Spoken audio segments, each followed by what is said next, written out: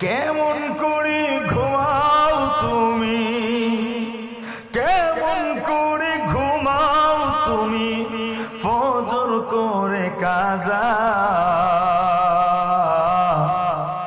এমনও তো হতে পারে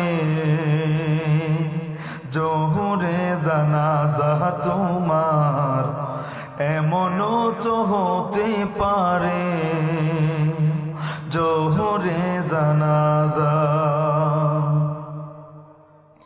মুসলিম হয় না জন্ম নিলেই মুসলমানের ঘরে,